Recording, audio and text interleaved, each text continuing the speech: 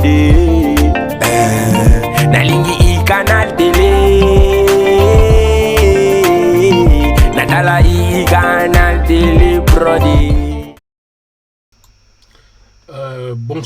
Bonsoir chers téléspectateurs. Je pense que cette émission, vous avez compris que vous êtes dans votre émission préférée Plein Feu. Nous sommes là fidèles au rendez-vous, c'est vendredi, c'est Plein Feu.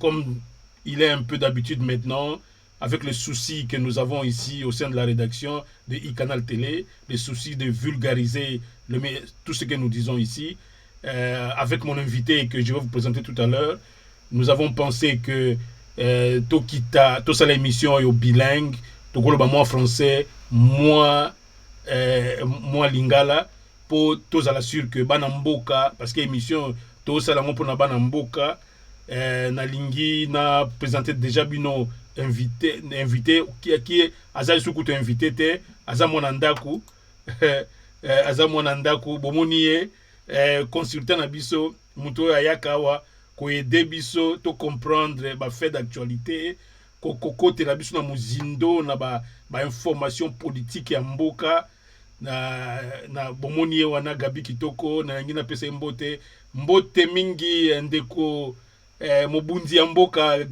papa Gabi Kitoko. Mbote mingi papa Véron. Oui. Profiter pe ko saluer ba nyonso oyo baza ko yamba biso na ba itando mke pana bango. C'est vraiment réel plaisir. C'est vraiment ko sepela moment nyonso na ba commentaire oyo bo pesa kana iCanal Télé. Pour que toi apporter oyo to monique et pour qui fukula quand même moi makanisina biso par rapport ya ba réalité politique en mboka.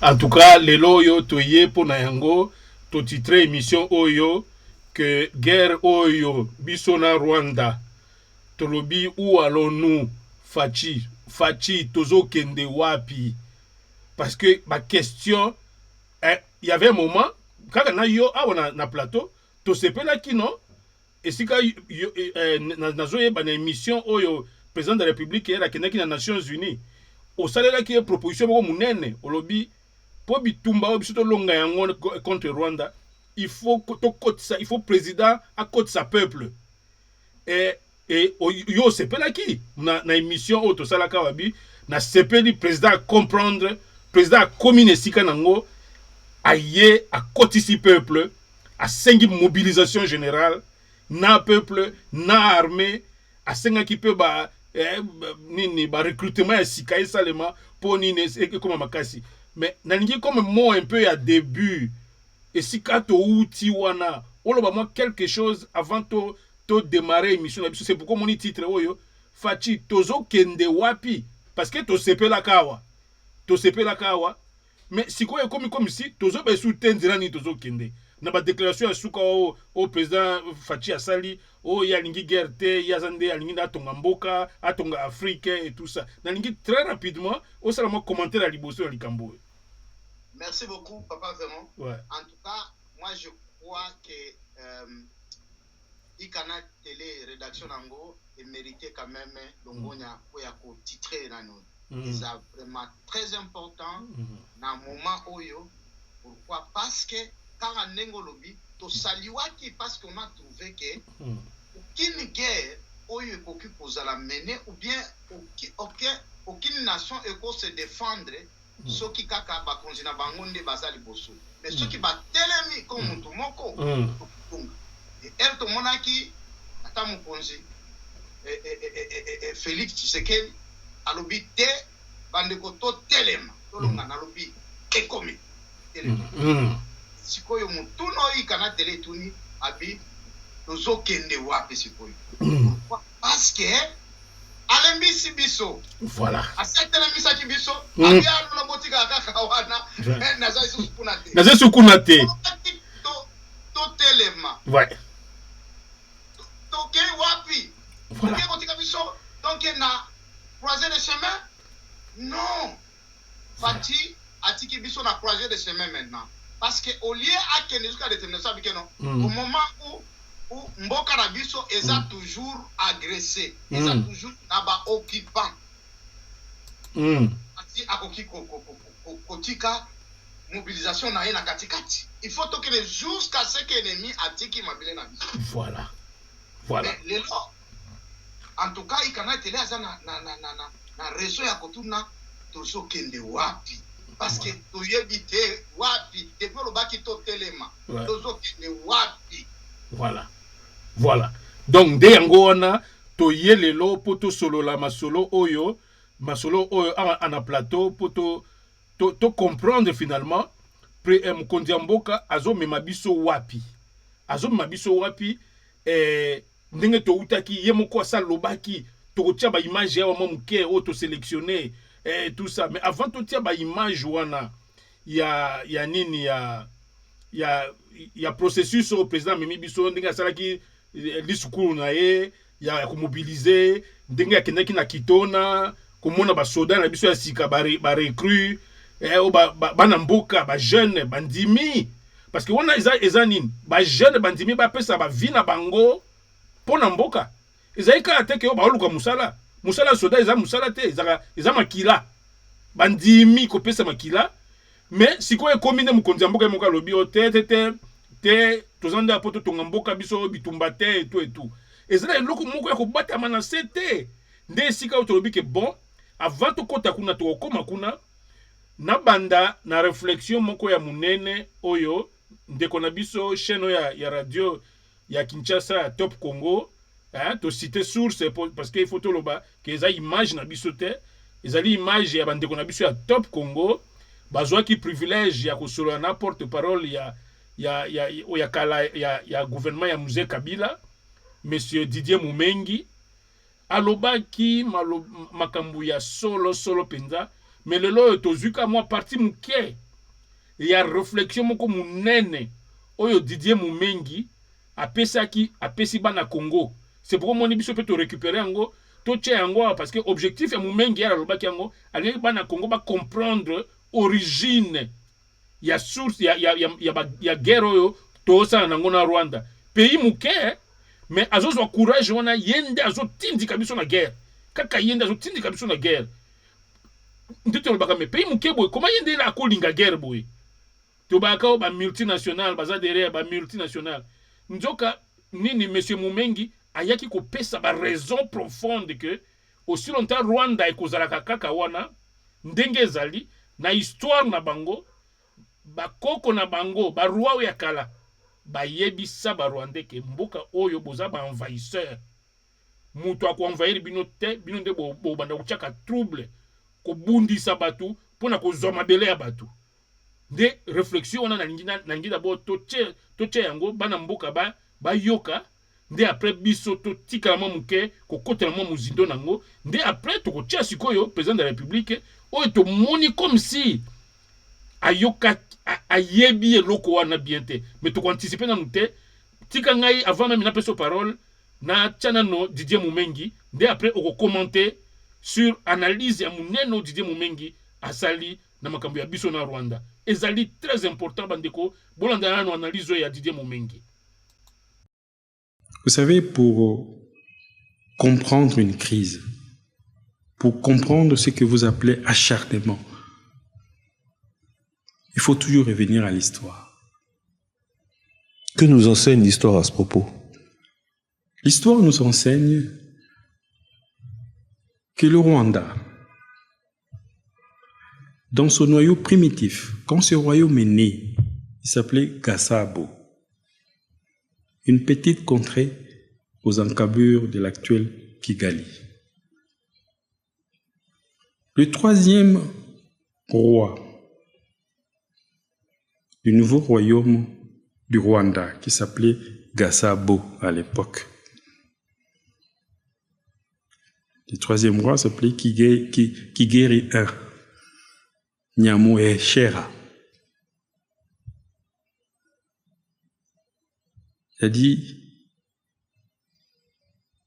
le royaume du Rwanda aura comme frontière l'horizon.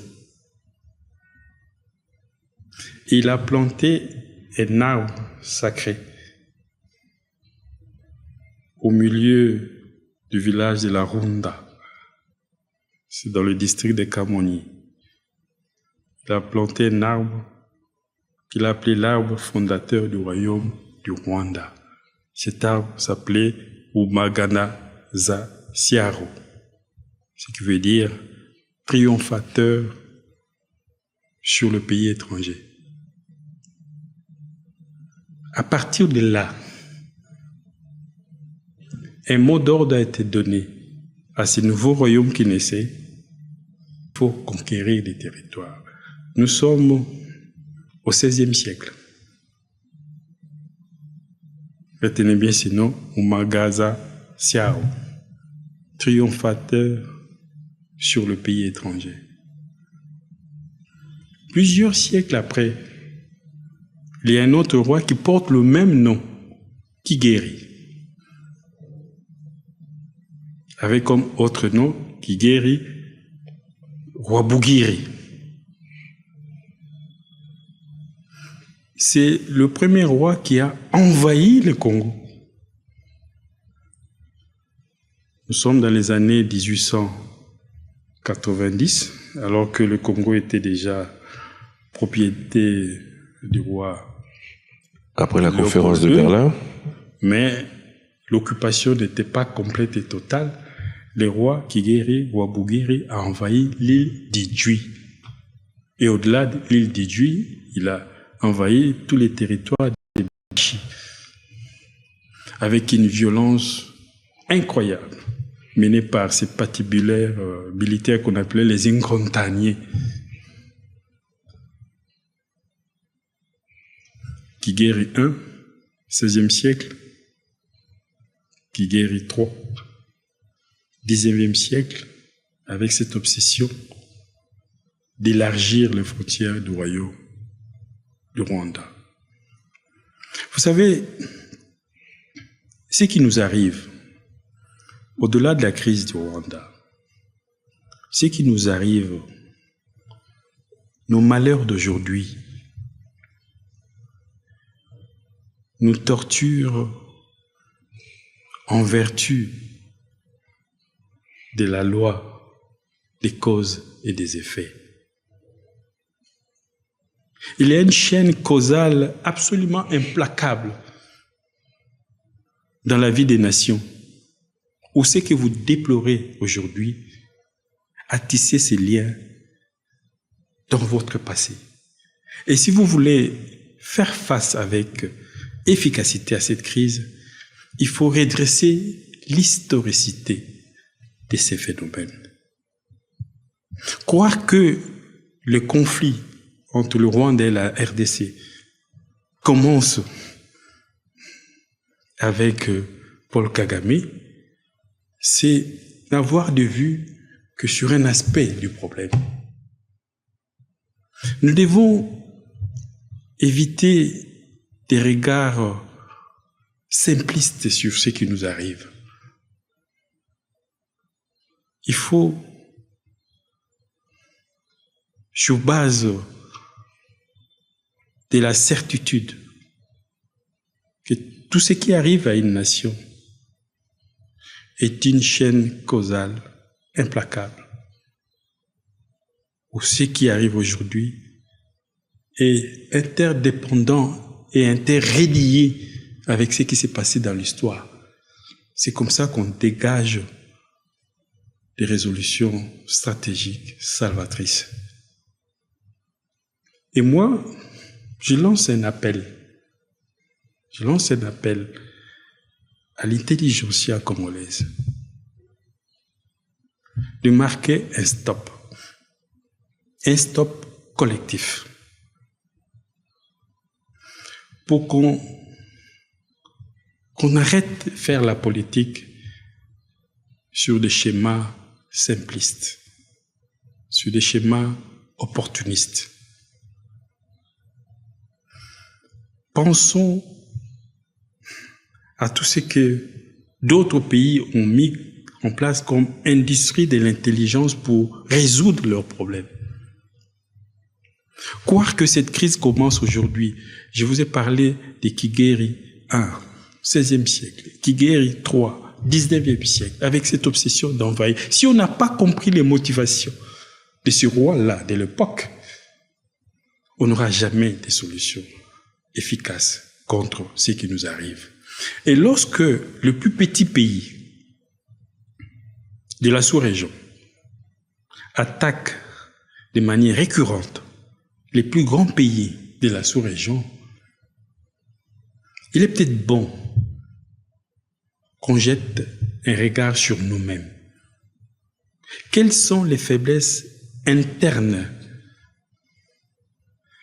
qui donnent à ses voisins le désir de nous envahir?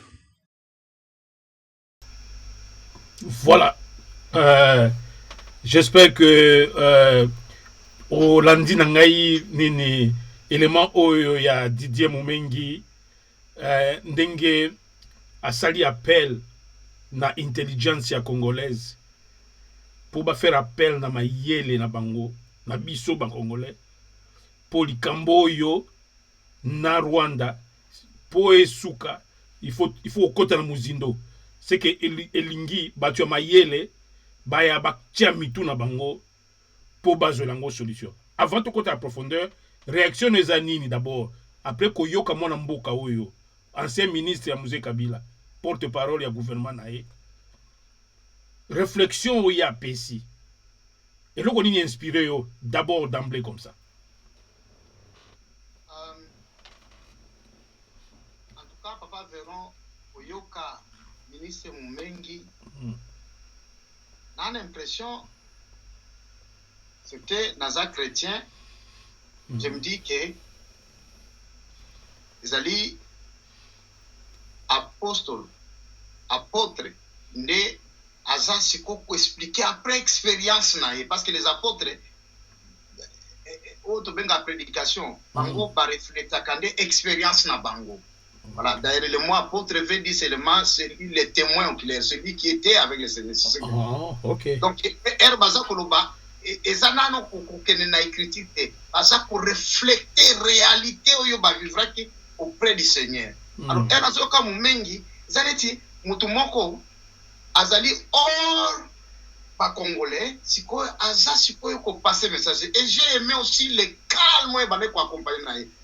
Et pour ça, neti interview, mais aux yeux, kaneti, quelqu'un maintenant, après expérience, yoka, oyo nazoloba.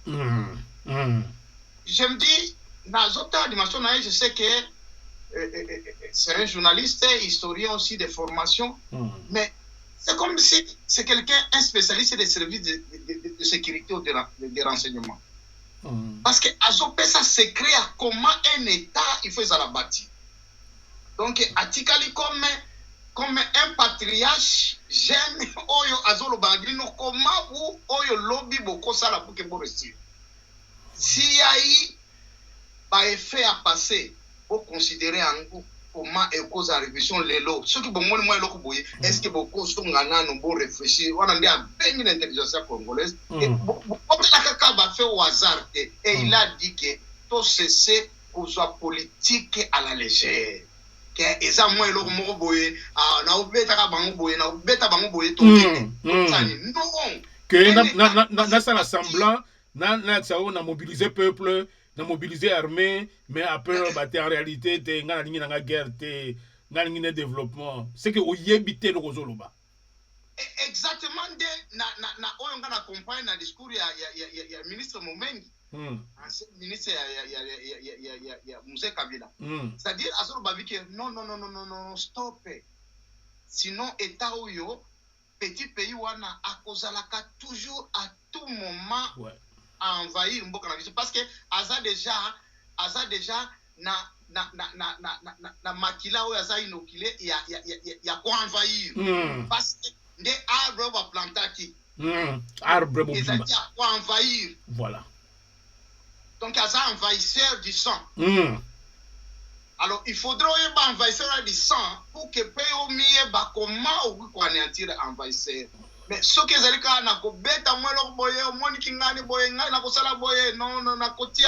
état de siège et consort. Non, mais on comprend des ennemis.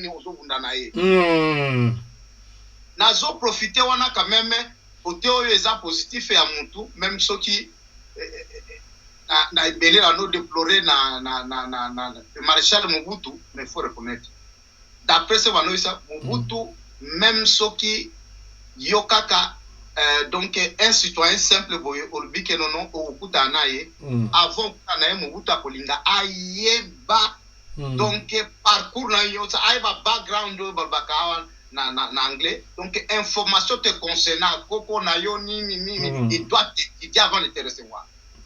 C'est-à-dire quoi? Erozo lobanae azoye bayo ti na mutelu. Et c'est ce que Moumengue est tenté d'appeler. Il dit que non, il ne suffit pas seulement de dire que non, papa to bundi.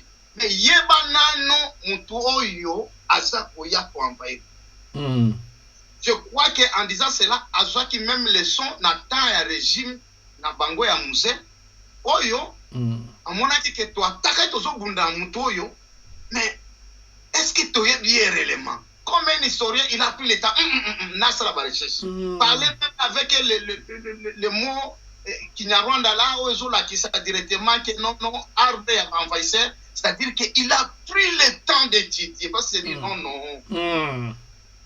Par le que ceux qui ennemis, petit pays comme Rwanda, Aza ko attaquer d'une manière récurrente, c'est-à-dire que Moutouana, Aza na moins l'oko, ce n'est pas aussi un fou. Il faut qu'on y ait. Ils ont bakoko, ils ont bakoko ba transmettant de génération en génération et puis ekota bango comme motivation. Donc baza motivé dans le Cameroun à attaquer. Oui, c'est comme la côté parallélisme, ce kotali congolais nyonso oyo pe alandaka quand même un message par exemple des messages oyo soto bani même na Kimbangu. Oyo ye comme azaki en face na ye ezalaki adversaire donc bamindele alobi na bango ke abi mutu mwindo comme mutu ndele ce n'est pas en terme à changer pour c'est-à-dire que a dominer bino boko zanani boko mambo na bino boko ya ko senga refuge boko ya ko senga assistance nani et dans oyo akolamuka et to monaki en 1925, moi, je suis botami komi Lumumba era na histoire comme Nazali presque mutu haitini wana. On nous disait que lui se considérait comme mundele, so to benga mundele parmi les noirs. Voilà pourquoi même na basuki na ye na bani na ye, il se voyait déjà évoluer alors qu'il était encore aux humanités par rapport à nani. Il se comportait comme différent nani. Donc azaki donc na vision na aye nde oyo même na era azaki na église catholique. Alongwe na l'école catholique, je m'excuse. Oui.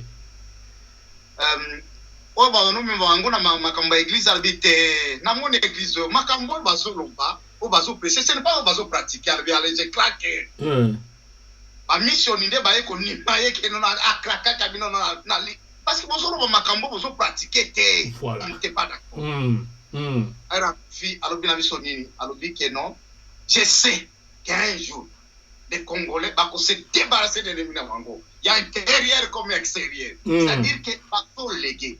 Et tu as comme on a un jour, personne ne pouvait s'imaginer, tout le monde a fait la même esprit de Lumumba, il y a pour ça la kata, pour défendre l'intégrité nationale, pour défendre contre impérialisme et consort, tout le monde a qui, Mosé Laurent Désiré Kabila.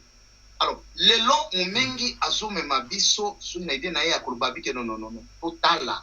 Tokendeka na politique ya politique était total là parce na biso pourquoi oyo se comporter boye pourquoi pas seulement Kagame pourquoi Brazzaville les a boye pourquoi comme ça que tokoyeba kotia sécurité na ba frontière na biso sans cela tokoyeba te et comme ça Kagame mais toyoki Zambie toyoka moment moko Zambie azui quand même ba moi mettre na ye Angola ça zoa ba moi mettre na ye et vous commandez.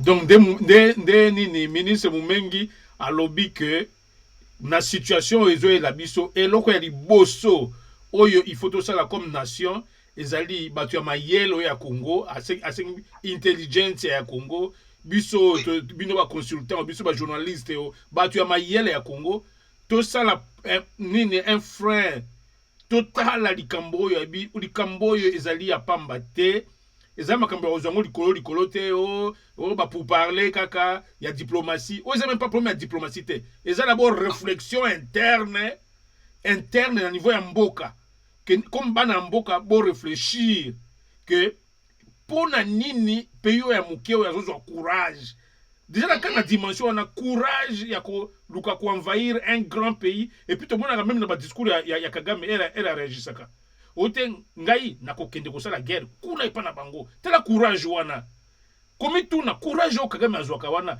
biso to zwaka raison que te parce que ça soutenu par ba occidentaux mais quand même après tout il fallait pas banga on a un petit pays les loyo na cause na occidentaux mais lo biso ba kitengai même beaucoup ko ya ko envahir ngai mais pour ni abanga kate ndemu mengi asengi biso tokota na muzindo wana mais alors comment yo moni direction ya mboka est-ce que tel que vous observez kasi direction ya mboka parce que muto bato bazana pouvoir ya ko diriger mboka na maboko notamment président de la République mutu azana pouvoir régalien ya diplomatie ya mboka na biso na maboko na ye naningi opesa moi jugement moko ya ndenge ozomonela ndenge ya zo mener mboka na biso est-ce que zali dans l'esprit oyo ministre Mumengi auti koloba et ce qui zali dans cet esprit là wonate espoir ni nezali que démarche ya président Fachi et comme mabiso na solution finale. Merci beaucoup. Avant que nati a point tout d'abord ya jugement ya oyo ezoleka na leadership ya président Félix Tshisekedi.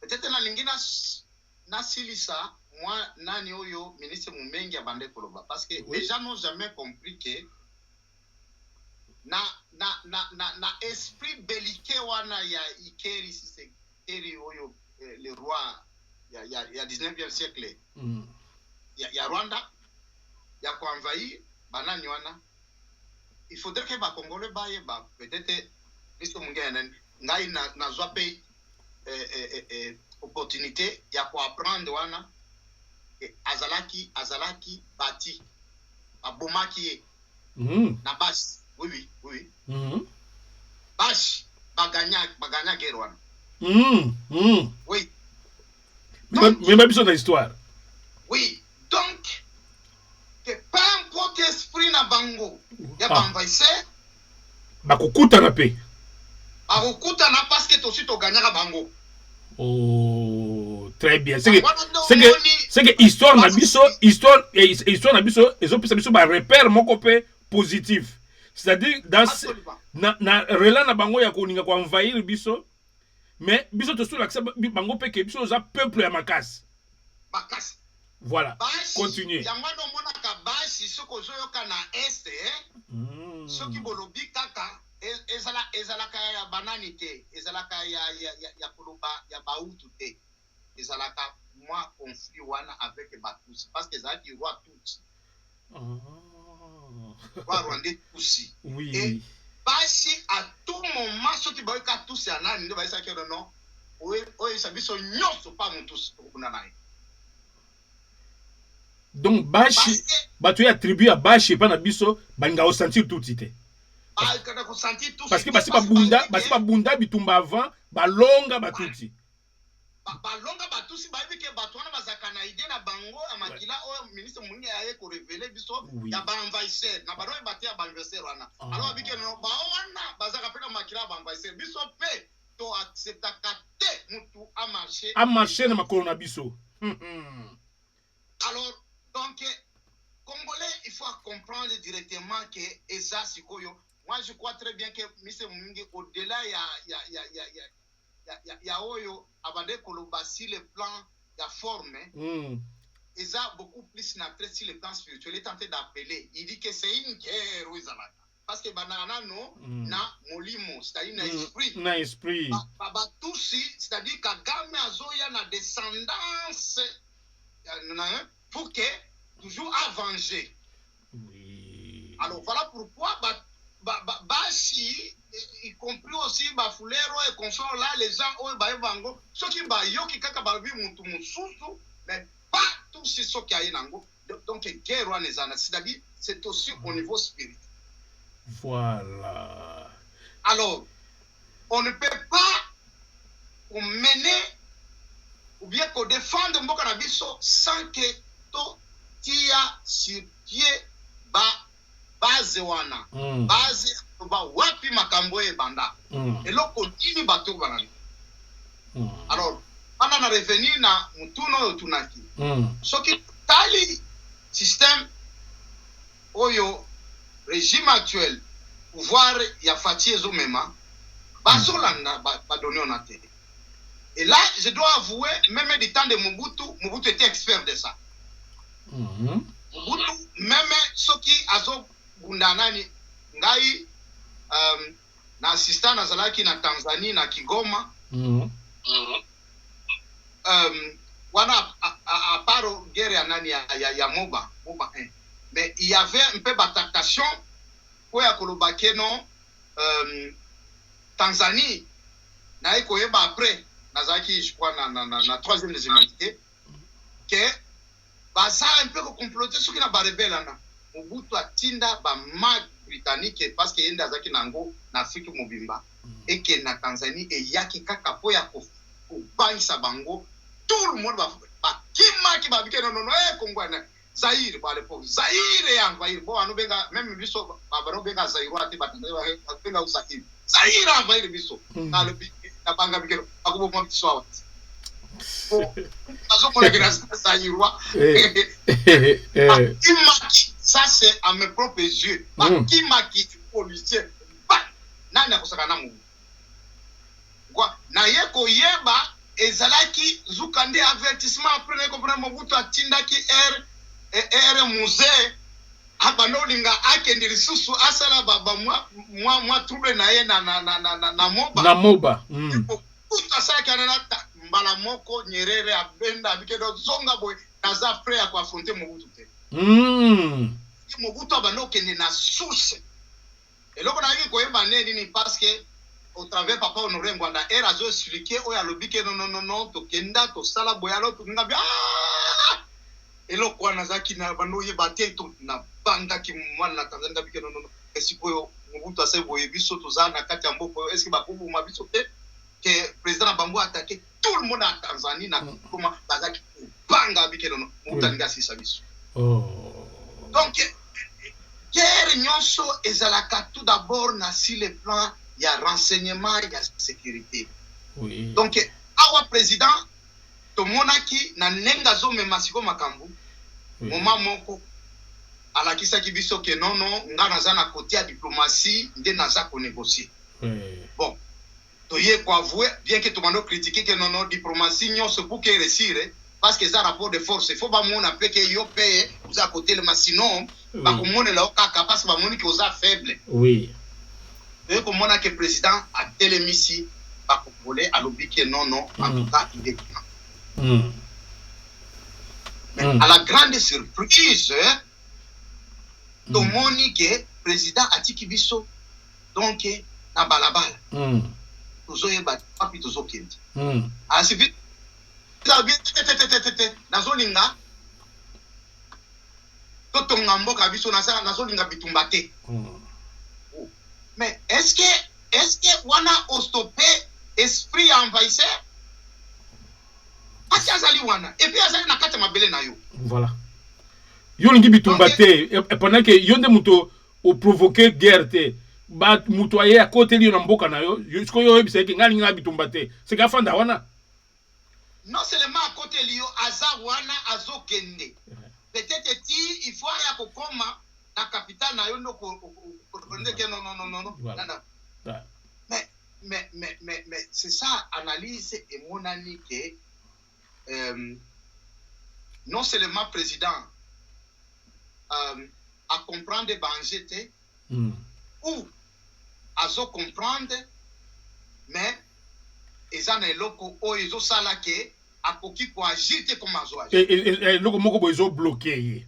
Ils ont bloqué. Et là, ils ont bloqué. Parce que tel que ma situation les ba fait et ont démontré et puis ndenge ministre Mumengi pe a outi koloba à moins que azala zoba président biso azazoba te azazoba te toki ko assumer wa te que tozana président ya zoba te tozana président asala kibso azala mayele azala sens ya jugement mais koyoka ye ndenge azomema makambo ya guerre oyo muke o aye o te mobilisation générale recrutement militaire nyoso botelema et tout mais aya koloba o te ngana nyanga bitumba te yo commandant en chef olma commandant ngona ba troupe étrangère baza mbuka na yo bazola la pongi na mbuka na yo puis bazo avancer yo lo bake c'est que oyebitina ya o bato na bazalité donc pour na kozongela un peu pour nini réflexion ya Mumengi ça signifie que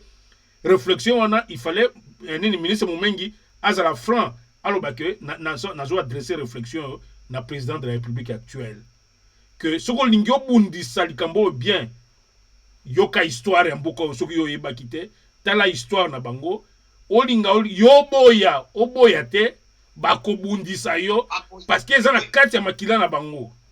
Yes. Exactement, c'est ça le message. Bon, vous savez, ouais. Aza homme politique aussi, yeah. Il ne peut pas directement comme s'il adresse au président. Ouais. On ne s'adresse pas seulement au président, mais le message comme nous visé parce que y a na décision ya mboka. Yamboka. Donc et je ne m'étonne pas que na ba politique baza pour juger parfois des complicités, position à président ou même des trahisons pour certains comme Mouzito. Pourquoi? Parce qu'on ne peut pas comprendre. S'il était question que Bisoto Yoki que Rwanda a zokoya pour déranger, mais Nano Rwanda même a occupé même territoire Toba Sainini, d'autres lobby que non. Ils sont maintenant tout déclencher tout Bundisa Rwanda parce qu'à zokoya pour déranger, à l'India pour déstabiliser. Voilà. Mais à Watozali na Rwanda na Katia Congo. Voilà.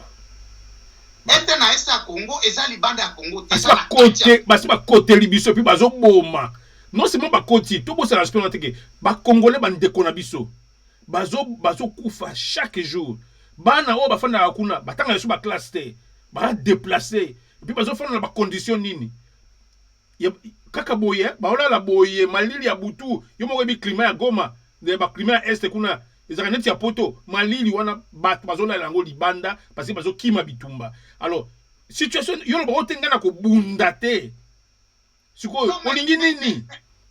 Non mais ezali grave tala médiateur Uhuru Kenyatta, l'ex-président Kenya, era yaki na Goma. Eza na nani na ba video ezali na ba social media ezali na YouTube ba mama wana ba bike nono Rwanda azoya ko attaquer biswa batangi tenemba Rwanda azoka ko attaquer na matoi na Swahili na matoi ya président Kenyan. Alors mais peuple na yo azako pointer du doigt directement que mais on ba keno ko défendre te. Voilà pourquoi nous se rappeler na musée Oyo, même en Belgique, devant les journalistes, messieurs, je vais le dire dans un ton très fort. Oui. Les Congolais ont droit de se défendre. Voilà. Et se défendre avec tous les moyens. En leur possession. Moi, de beaucoup. Je l'ai dit. Et par l'ordre de leur chef. Ouais. J'ai dit que non, ils doivent se défendre. Ils doivent se défendre. Il n'a pas dit qu'ils doivent attaquer, ils doivent se défendre. Se défendre. Donc, la situation est légitime défense. Au droit et bien légitime défense. Voilà pourquoi, oui. Vous savez, même ceux qui sont déjà dans le plan, il y a traduire dans la Cour internationale. Oui.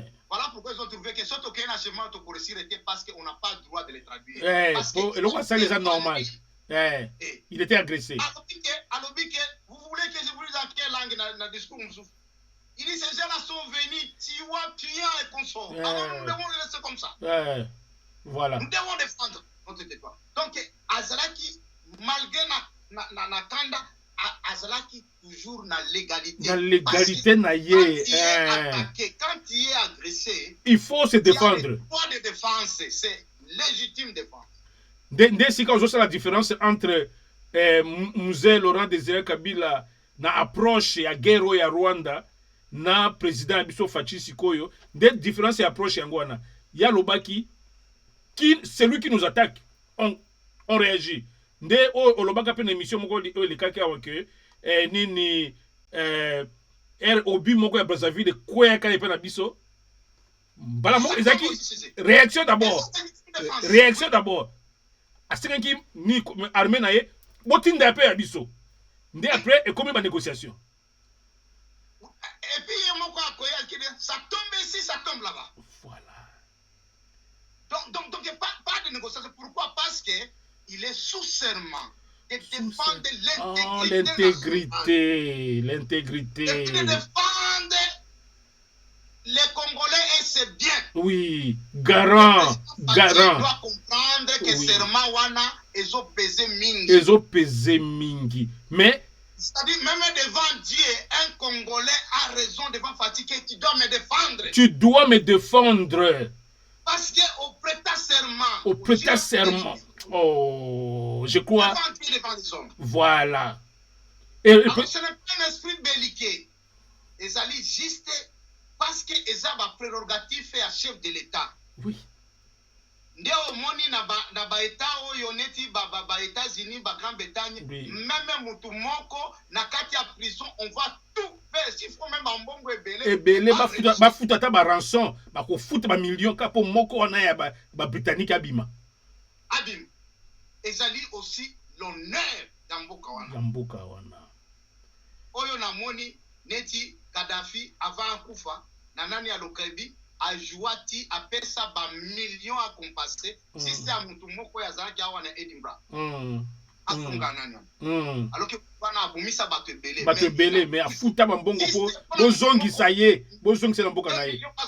L'honneur, qu'est-ce qu'il a fait ce monsieur? Mais l'honneur que non, nous devons défendre et le président était sous serment.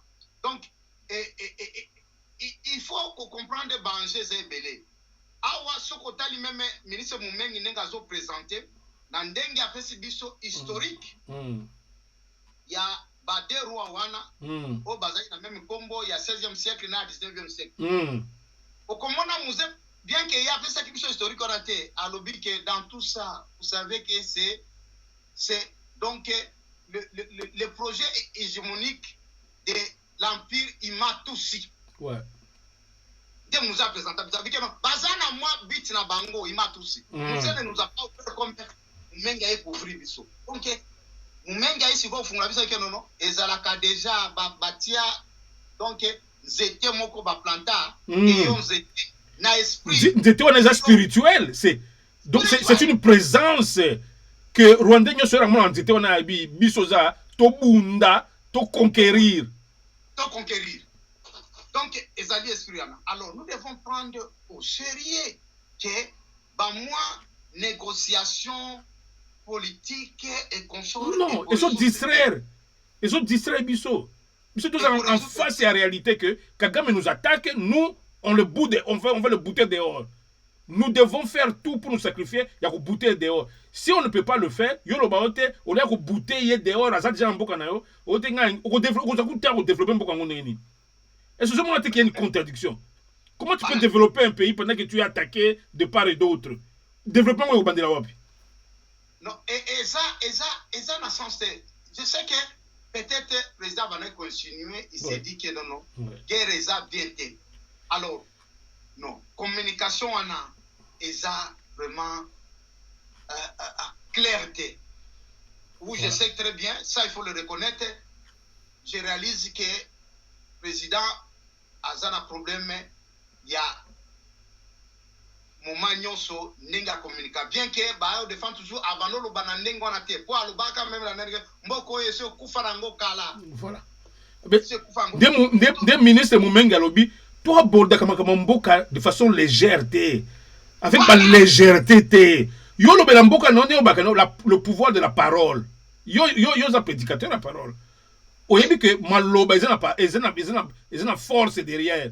makasi mboka ese kufa et puis yo mukondi oloba mboka ese kufa c'est que ekei mais tala eloko nani ministre Menga Robi oui roi wana 16e siècle elle a planté nani arbre wana ce n'est pas arbre wana maloba na ye maloba oya benga soki biso soki nini kombo na ministre azone na capte yango te na Kinyarwanda yo za arbre envahisseur c'est-à-dire malobara et communiquer koti na nzete koti na génération nyonso akoyo mona nzete wana ezali bitumba bo envahir botika te bokende bunda nde mona même basoda na bango batia yango na mutu biso toza envahisseur tokende tobundela mboka nde armée ya Kagame ezaka makasi baza animé na esprit moko na sima na bango et tout mais biso côté toza ba décision à la légère.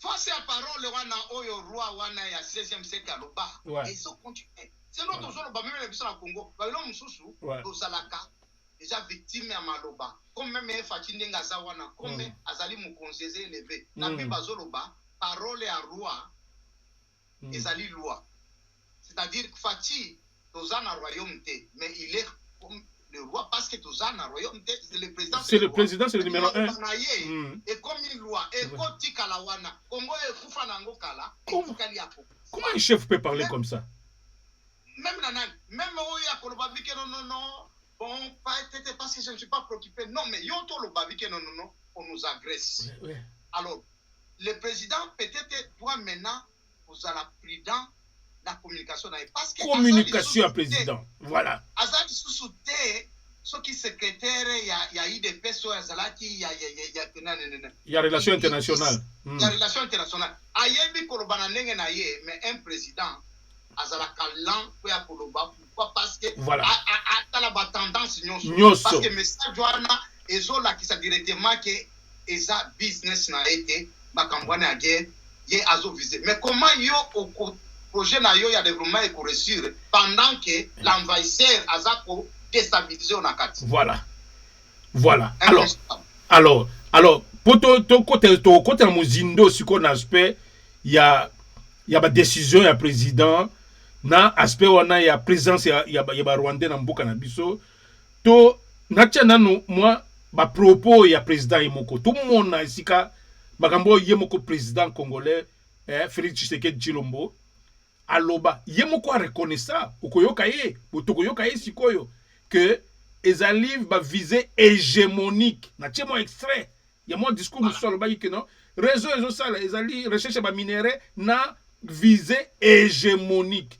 mais oyebi que muto ya na visée hégémonique mais qui dit hégémonie dit konyata kozoma belé ko régner muto ya na visée hégémonique il veut régner, il veut qu'on y atta.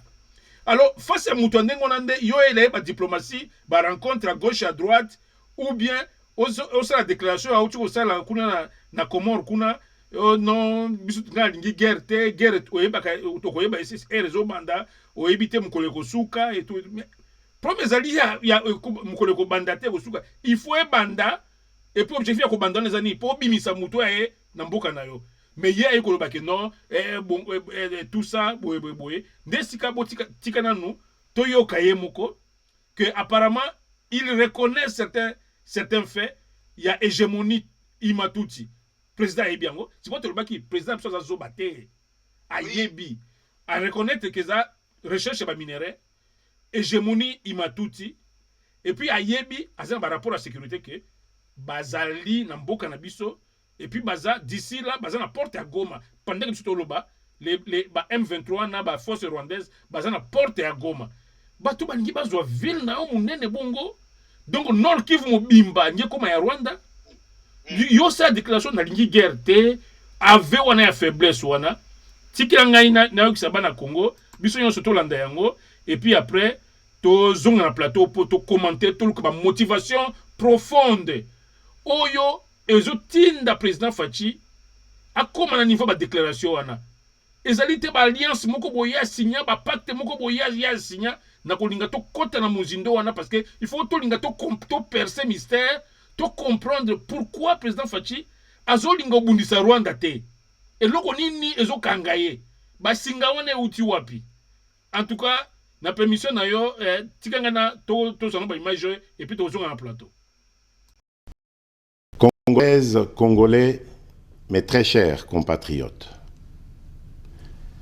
je m'adresse solennellement à vous en ce jour dans un contexte exceptionnel en rapport avec la situation sécuritaire que connaît notre pays dans sa partie orientale. Ce contexte d'agression et d'occupation des territoires dans le Nord Kivu est perpétré par le groupe terroriste dit du M23 avec l'appui avéré en hommes et en logistique du Rwanda.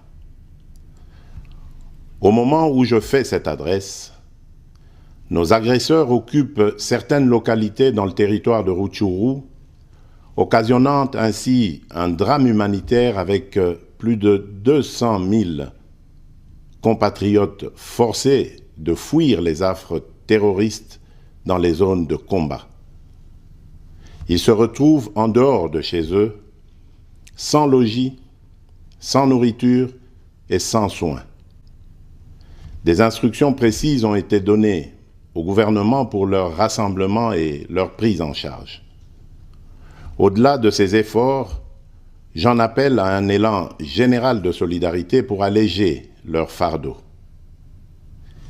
Certes, cette situation n'est pas nouvelle.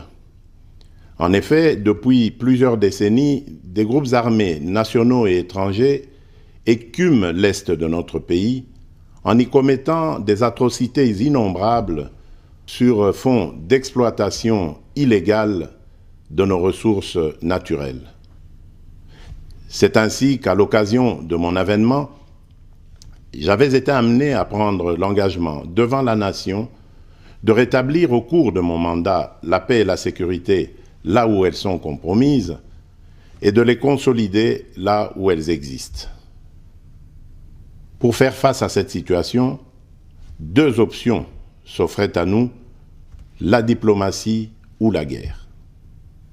J'ai résolu de privilégier la première option, quitte à en venir à la seconde, faute de résultats.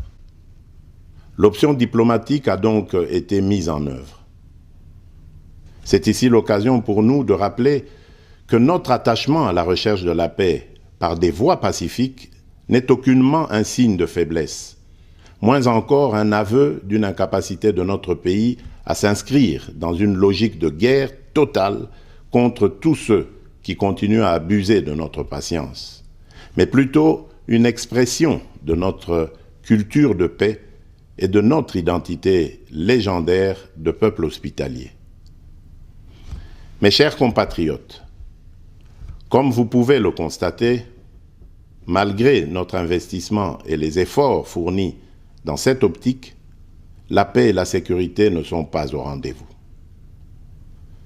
Garant de l'indépendance, de l'unité nationale et de l'intégrité territoriale, je réitère mon engagement constitutionnel de défendre la patrie jusqu'au sacrifice suprême, tout en renouvelant mon appel lancé à nos jeunes qui en ont la vocation de s'enrôler massivement dans nos forces armées. Je réitère l'instruction faite au chef d'état-major général d'accélérer à cet effet la mise en place de centres de recrutement à travers les 26 provinces que compte notre pays. De tout ce qui précède, je voudrais souligner à l'attention de l'opinion nationale et internationale que les vrais enjeux de l'agression de la République démocratique du Congo par le Rwanda et de la crise sécuritaire à l'est de mon pays sont économiques et hégémonistes. Aucun Congolais n'est dupe ni naïf sur cette évidence. Que tout le monde sache, hier, aujourd'hui et demain, aucune génération de mes compatriotes ne cédera ni n'aliénera 1 centimètre carré du territoire national à quiconque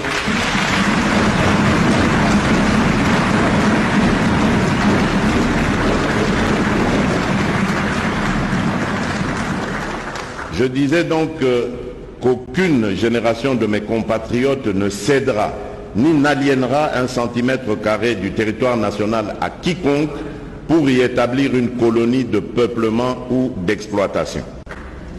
Comme je l'ai dit à la tribune de l'Assemblée générale des Nations Unies, nous défendrons l'intégrité de notre territoire, la souveraineté et l'indépendance de notre pays, quoi qu'il en coûte.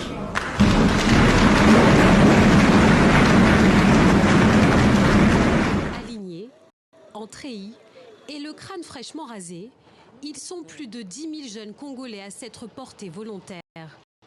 Bientôt, ils iront combattre les rebelles du M23 à l'est du pays. Alors le président, Félix Tshisekedi, est venu lui-même motiver ces jeunes troupes. Je tiens à vous remercier pour tout ce que vous faites pour notre pays, le Congo. Je tiens aussi à vous dire que le métier qui est le vôtre est d'une importance capitale. Sur cette base militaire de Kitona, à près de 600 km au sud-ouest de Kinshasa, les nouvelles recrues doivent recevoir l'instruction nécessaire avant de se confronter au terrain.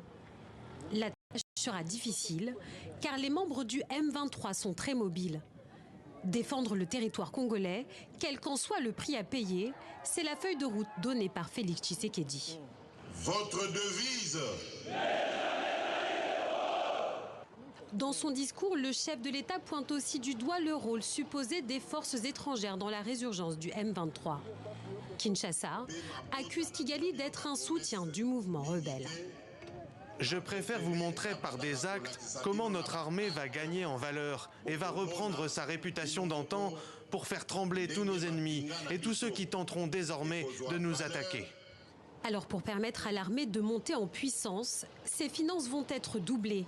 Elles représenteront 6,5% du budget national en 2022. Nous avons demandé au chef d'état-major des forces armées et au ministre de la Défense de prendre des dispositions urgentes que requiert la gravité de la situation à l'est du pays, en prenant des dispositifs utiles pour que les éléments des forces armées envoyés au front ou d'autres barrent définitivement la route au M23 et à l'armée rwandaise. Par ces dispositifs, nous avons dit beaucoup de choses. Et nous allons y veiller. En même temps, nous prendrons contact avec le commandant suprême des forces armées pour faire rapport de nos entretiens et présenter des propositions au nom de la représentation nationale.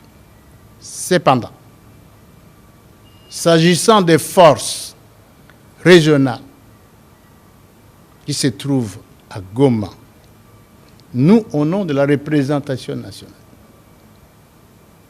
nous demandons au commandant suprême des forces armées si, dans un délai raisonnable, que les forces régionales n'arrivent pas à nous soutenir contre l'agresseur et qu'ils se complaisent à soutenir ou à aider nos ennemis, nous demanderons au commandant suprême des forces armées, qui est le président de la République, chef de l'État, pour qu'il prenne la décision qui s'impose. Notre pays doit s'assumer. Ce n'est plus le moment où nous devons laisser les chefs de l'État seuls travailler. Nous soutenons les bons éléments de notre forces armées. Ceux qui trouvent qu'ils ne peuvent pas rendre service aux forces armées, qu'ils tirent les conséquences. Parler des problèmes de ce pays, c'est pas possible. Donc, partout où je suis passé d'ailleurs, je reviens là de Cape Town pour une conférence des miniers, donc de la conférence d'Indaba, et j'ai quand même saisi cette occasion, cette tribune, pour parler de mon pays et de cette guerre injuste et barbare que nous impose le Rwanda. Donc ça, je ne rate pas une occasion pour le dire. Bien évidemment, donc on va en parler, et mon espoir, c'est que mon aîné ici puisse aussi aider à ramener la paix, parce que nous ne voulons pas de guerre. La guerre, c'est très mauvais, on le sait. La guerre, on sait quand elle commence, mais on ne sait jamais quand elle se termine. Vous voyez avec l'Ukraine ce qui se passe. Donc c'est quelque chose d'horrible que je ne veux pas. Moi, je veux me concentrer sur le développement de mon pays, le développement de ma région, le développement de mon continent. C'est ça qui m'intéresse au plus haut point. Et pas faire la guerre avec les pays frères et autres, parce que c'est toujours la désolation qui est au rendez-vous. Voilà. Alors, sikoyo toyoki nazalaki important to tia ba élément oyo ezalaki mwa mulai, mais tolingaki to zongisa ba congolais na logique oyo président Tshisekedi azomema biso. Ezali c'est pourquoi topesaki ti tozo kende wapi. Toutaki na mwa isika oyo tozalaki na mwa esengo, engagement populaire, mobilisation, tala isika oyo touti déclaration ya suka wana. Ndandenge aiko kitisa moto epa ba congolais, et puis erazol bakambo wana kuna ba troupe na soi disant bazo défendre ba territoire na nord na territoire ya nord kuna na côté ya Goma.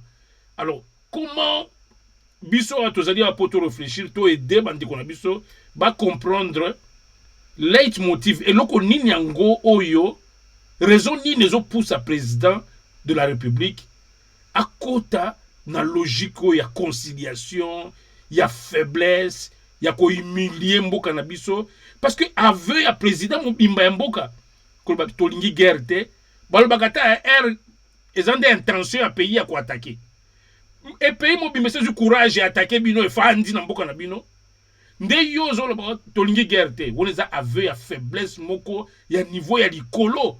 Alors na lingi yo pesa mo réflexion na yo pe na processus oyo ti komona oyo ti na aveu à échec oyo président ya Congo a outi su ko humilier une fois nini bana mboka oyo biso nyonso bana mboka Congo to ti ko za humilier na ba propos wana o président tenaki na Congo.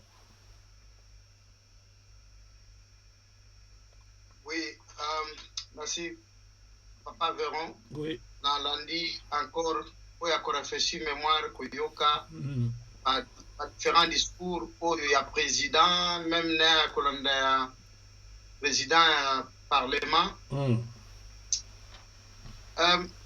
je crois que Oyo Ikana Télé Sali, ce qui va service à président, va sali la cahier pour Amiyoka, Nenge Abandoko Loba, même pour la cohérence à Baïdé.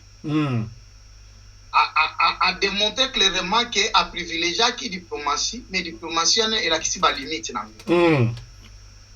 Alors, Yangwanande a pesa qui hors de la chef d'état-major pour la mobilisation, encadrement, il y a récrit pour que ça. Et Toyoki même journaliste ou ceux qui a RFI, Nini Oya a reporté à l'oubli que non, donc plus de 10 000, après, il y a pas affronté.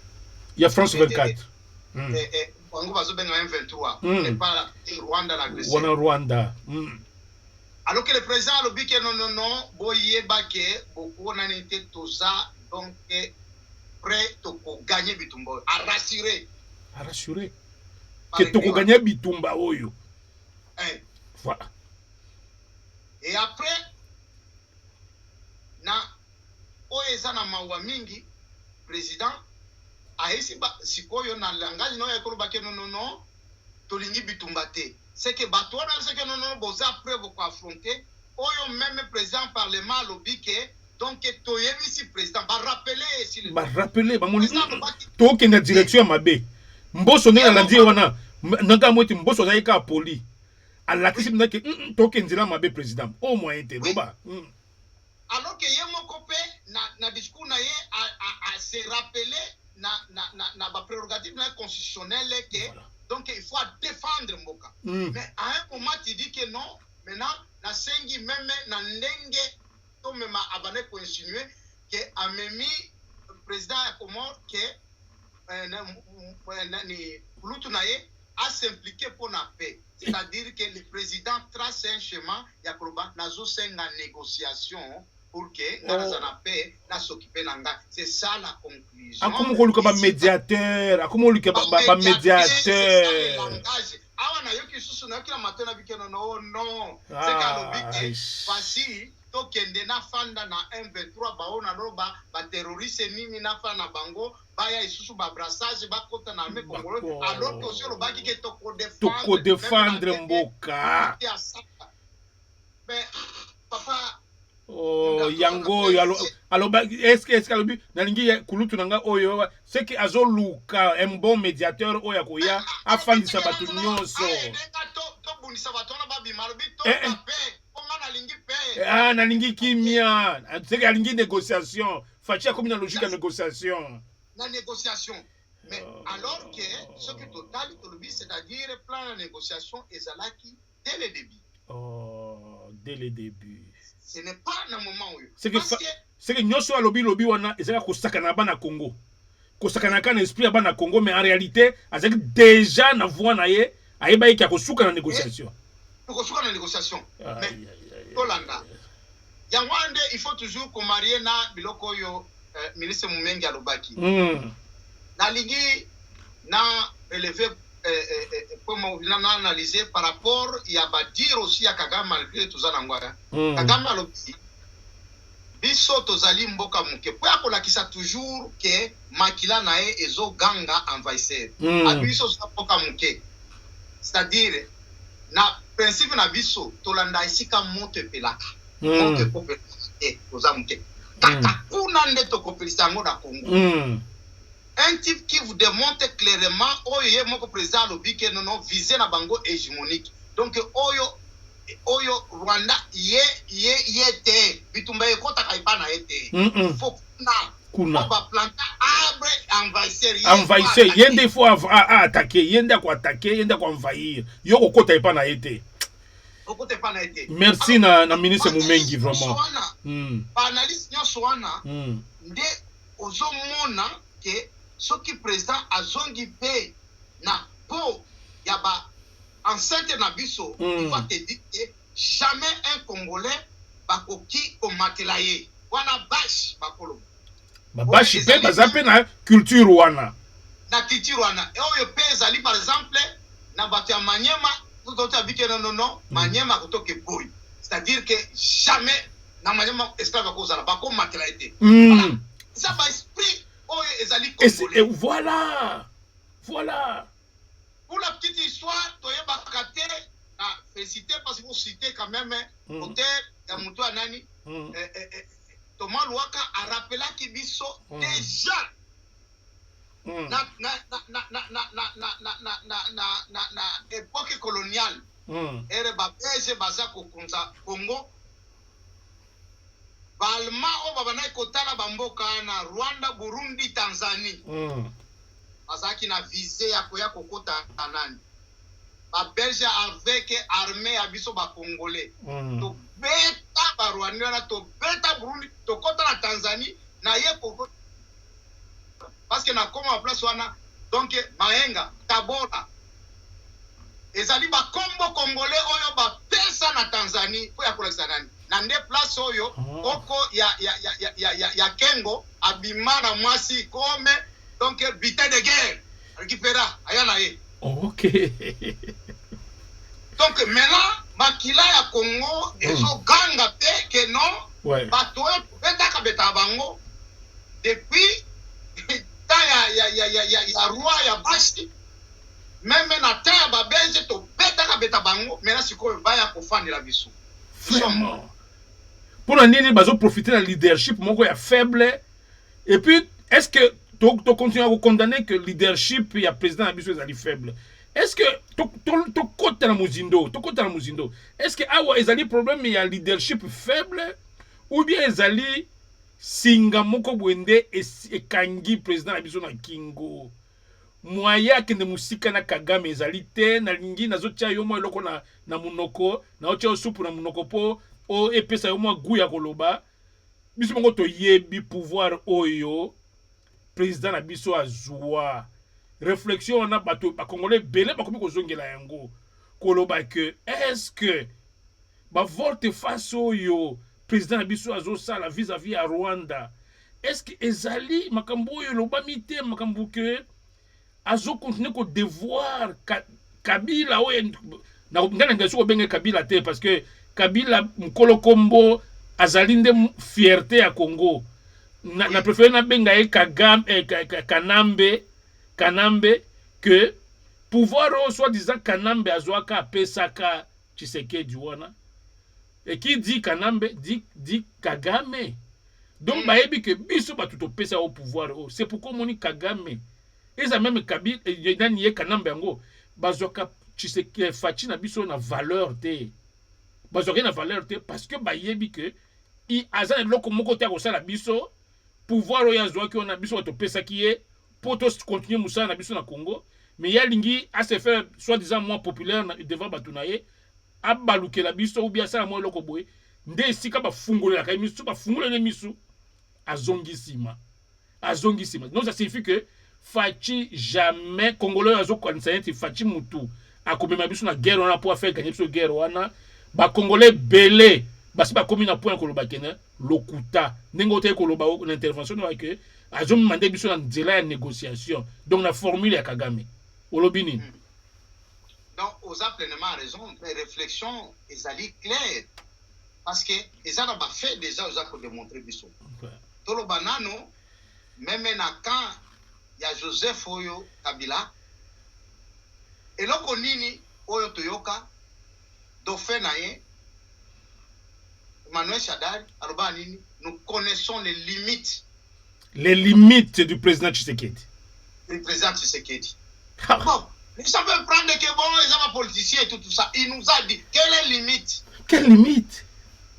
C'est-à-dire que. Et ça, à niveau moko à quoi traverser. À quoi traverser, ça n'a pas essayé déjà au yoye à quoi franchir. Donc, déjà, c'est tout à fait normal que les Congolais basent en analyse. Pourquoi? Non seulement ça. Bonjour à Otukoloba. Président Parlement, Alobi déjà a pointé du doigt. Bah, troupe Oyo qui koide biso. Voilà. Tika quand même maintenant l'oba place Oyo en tant que Congolais parce que nous en a plein fait, n'a souffriraka. Okay. Moi je suis un chrétien, j'aime les gens, mais le chrétienté l'engolo batte que non, bah fouler au pied. Oui. L'actuel président kenyan Oyo nano a senga publiquement te pa ba Congolais a finga biso alinga biso te to sabato tukenda koelela miliki na bango na oh mais mawa même ce kata basi basala ka ba zakana bango mbete même na banu ngombe za rakate ezala kaka kana Kenya ndeza ezaka Kenya na est kuna bioko nyoso za Kenya za na est. Pour moi ce qui nazalaka déjà active le président kenyan ndé na mona comme na kisasa ne pouvait pas fouler ce pio. Non. Moutouna finga ba Congolais, finga bisonyos, y compris le président de la République. Mais on l'accueille comme ça. On a une vision du kilomètre. Qui t'a donné le droit de nous ingérer? Qui t'a donné le droit? Au nom, il y a faiblesse, il y a leadership, il y a président Abisso. Il y a des gens qui ont créé Kabami. Mais il y a des gens qui ne devraient même plus mettre le pied. Ou bien, il y a pardon devant les Congolais. Voilà. C'est-à-dire, le président n'a moni que président Aza lié na ba accord na ye. Compé Aza qui na ba accord na ye na ba Kenya Uhuru na ba moment ba campagne na ye ba tia le boko pour que Aza la campagne na ye. Donc il est redevable. Alors on a trouvé que président Aza redevable na ba accord na ye au lieu amboka o ya prêta serment. Au toucher na point ango. Et la face ya ba Kenya. Eza la face ya Kagame na Kanambe azana singa na kingo. Yaba accord o ya signa na bango. Mais alors que le président parlement a bango très bien, le président devait déjà se réveiller et dire que non. Voilà. Et même ceux qui a ça qui me que non. Peuple nangai a remarqué que bino on dirait besoin de mèches avec l'agresseur. Voilà. Alors revisiter qu'est-ce qu'il y a dans mon pays? Sauf que vous avez des femmes qui étaient dans comment on fait la calme? Comment on fait la calme? Alors, que les troupes à Rwanda, ils aiment faire partie de la force de East African Community. Bis tu fais ni tu dis que bon, la force est allée ou bazali wana Rwanda moko tazana kati, pour ils allaient qui dirigé par chef d'état-major ya nini ya Kenya nzoka kuna na kati kuna chef d'état-major a s'arranger ba Rwandais pe bazalaki bato bino boye obundisa bango pende bazana esika ya décision. On a quel théâtre ça? Juge et parti. Non, mais non, ça frise la complicité. Parce que... C'est que le président Tshisekedi, il faut... Le président Tshisekedi, il faut à la keba, qu'un jour a tombé na ninwana ya haute trahison, hein? Parce que toujours l'andelaye, biso na média, toujours l'andelaye, ne ba fait des gestes naye, il faut y que un jour ça sera prouvé publiquement. Attention qui n'est pas ça cour constitutionnelle biso ni procureur on n'a jamais interpellé, même au le juge à cour à qui jamais pour juger, mais au moins l'histoire va retenir que cet homme a trahi la nation congolaise. Parce que bilo qu'on y retenir yeboye. Non mais au lobby bien que na banane na parce que na quand même un peu na yoka un peu qu'est-ce qui se passe na continent na moment de préparation à nanywana les chefs d'état-major malgré alors baba faire chef d'état-major d'ailleurs je crois na solo là na moko amamba ide pesa biki non mais na moment préparatif les chefs d'état-major rwandais azalaki on était oh non mais non c'était juste seulement comme la moment sommet mais na batu pe bango bakotinda te alors donc, mentir. Et ça, la vérité revient au galop, ça vous rattrape. Oui. Ça vous rattrape. Donc, le président de l'Assemblée nationale, Mbosso, c'est comme si Mbosso a senti le loco moko. Alors, il y a quelqu'un qui me colle, et puis il y a un respect à mon continent, chef de l'État. Mais au moment où Mbosso a dit, non, toi qui en diras ma baie. Ma baie, c'est clair. Moyen, ils attendent. Le président, c'est que dans un même Mamboka, n'en diras ma baie, à comment que officiellement, négociation est bandit. Mais à Sengi, il qui s'impose. À ça, même la chef d'état-major. C'est déjà dire, c'est une personnalité. Il y a un Azako incarné, parlement. C'est-à-dire que, moi, je crois très bien que le premier, il y a le président Fachi, il doit apprendre à Kolobake. Makambo ne na manu même na organisation na ba IDP sa makambo eza makambo ya mboka te. Makambo ya mboka s'implique tout le monde. Voilà. Pourquoi un seul État? Et là, quand on a mona, dès le début, je crois, représentant ya IDP Sawa, à cause de tout cela, national naïe, Nalobi. Ce qui est là, comment on a zozé la mona président, maintenant, tini bino botin la message que le président a tenu contre toi. Ils allaient quand même, à qui le maréchal Mobutu, moi je dois répondre à donner. Maréchal Mobutu, bien que des fois, ne suivait pas la lettre, ma recommandation, mais était parmi les chefs de l'État Oyo, Nambo Kanabiso, où il consultait le peuple. Il voulait la vie du peuple. Après, aïe, dans ma décision, aïe. Voilà. J'ai toujours dit, quand on me dit que non, voici, c'est le projet de société de tel parti, moi, dit que non. Ça, je sais que ça se dit en français. C'est pas un projet de société. Si ça parle de projet de société, ça dit que la société est impliquée. La société doit être impliquée. Mais maintenant, moi, je dis que non. Maintenant, seule façon, à cause d'un programme naïe à partir naïe, maintenant, il y a comme chef de l'État, à embraser si quoi va vie à peuple. Il y a peuple nyoso. Surtout ma question clé comme ma guerre oyo, il fallait yoka iloko congolais lingi.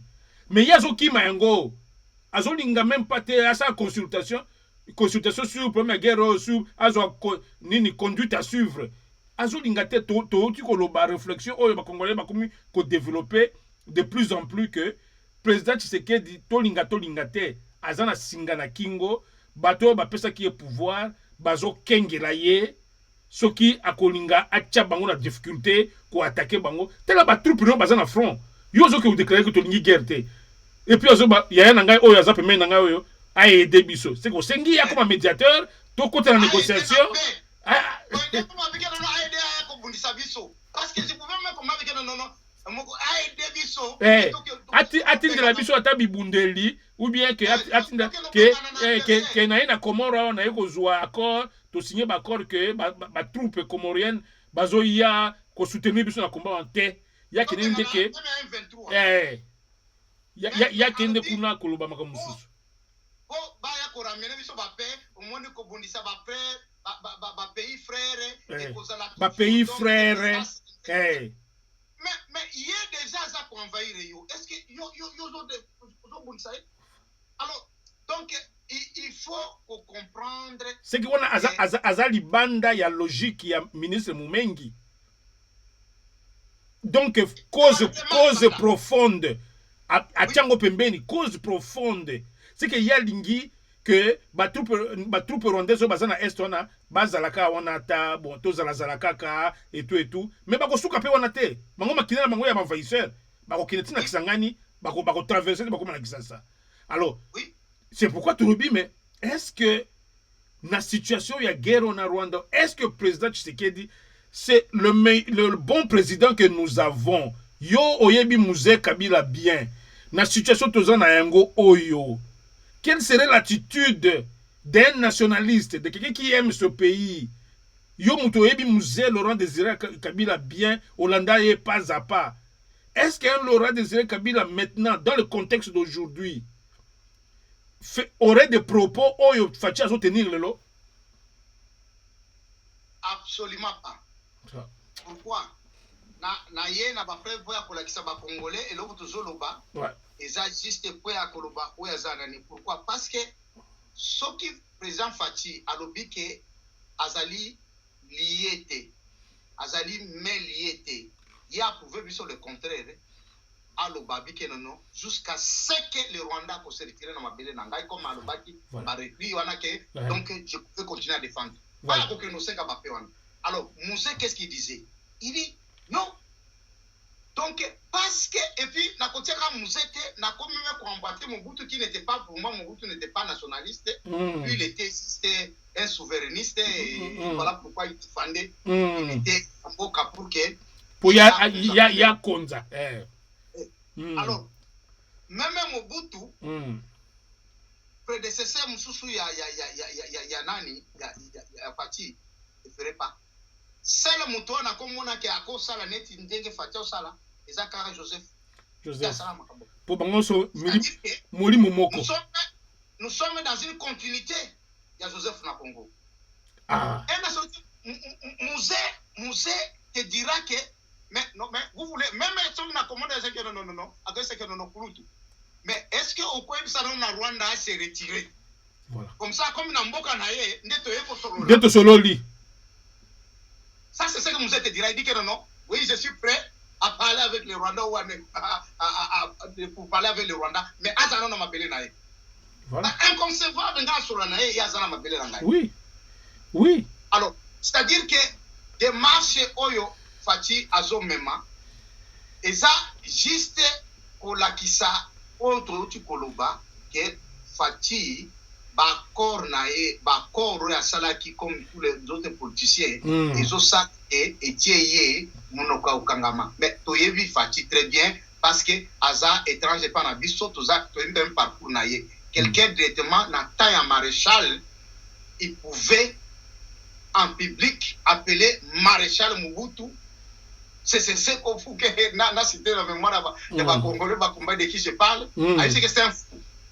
Voilà.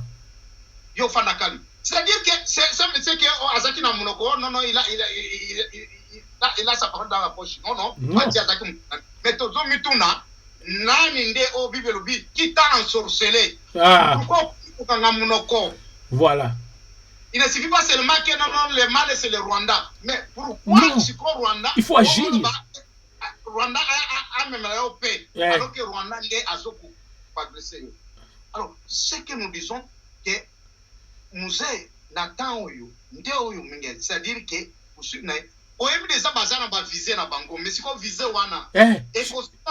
surtout viser à hégémonie. Nous avons pas une introduction. So oyebi que mutu azala visé ya hégémonie eza nini kokonza soki ezali na kati eza soif na ye ke ngai funa zaka mutu nazo konza olinga te yo yasa na yo kimia po yazaka epa na ya konza yo te alors que ye idée na ye profonde ezali ya kokonza mais yasa wana po akonza et Fachi il faut ayebi yango mais c'est-à-dire na régime ya Fachi oyo na deuxième mandat oyo azolinga mi pesa oyo. Donc, c'est que Bissoto comme sur une véritable colonie, il y a Rwanda. Non, mais là, quand on comprend, est que Fachi, donc na oyo aza kopresente biso comme bafe azoplaide kaka na bakagame wana na bamuseveni ebotika ngai na ta na ngai soki boliaka mwa mike mike koma apesa ye baakoro ya baexploitation ya baor ya banini boliaka mike soki nasilisi bokontina makambo na bino boliaka obundisa ngai na makambo parce que c'est tout ce qui nous présente mais alors déjà que même au parlement bien que déjà ngai na bande kofustiger attitude na baparlementaire na bapoliticien surtout baparlementaire oyo bazali quand même na droit constitutionnel ya pour représenter le peuple. Oui.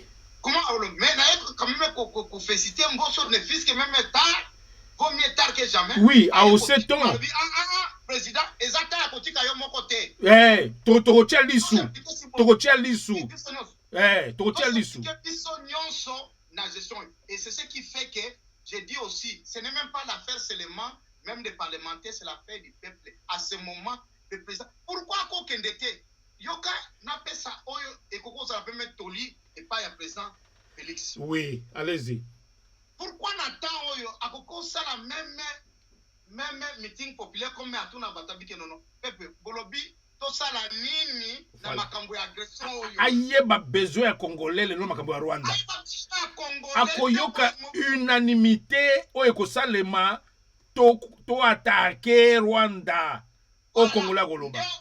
Mais azoboya koyoka yango parce que ceux qui asa poser question que ba ibisi bongo akokangama ndazo ke ka logique na ye logique yo ya ba asa na baki diplomatie échoué azongo so ba diplomatie mike on a ko grand frère na ngai aya ko aider ngai apesa ngai kimia lukane mibundeli yo le ya ko bibundeli na Comore ya ki ko lukande grand frère na apesa kimia c'est que négociation médiation à négociation voilà.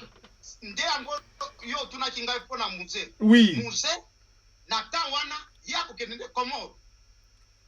Est-ce que ozana ba mwa difficulté ngana zana mboka ya baor ya baor na ba diamant yo yaka opuiser pesa nga batuna mais tindelanga mwa bimbundeli na yo na longola agresseur na ngai et c'est pareil aussi Maréchal Mobutu akosala akokende na Maroc ali Maroc na moni barebete wana bazana yaka kota na kati to benga na bango